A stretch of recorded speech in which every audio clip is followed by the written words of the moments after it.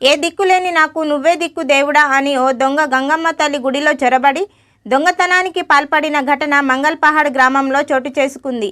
నిజామాబాద్ జిల్లా ఎడపల్లి మండలం మంగల్పహాడ్ గ్రామంలో దేవుడి గుడిలో దొంగతనానికి పాల్పడి గ్రామస్తులకు దొరికిపోయాడు.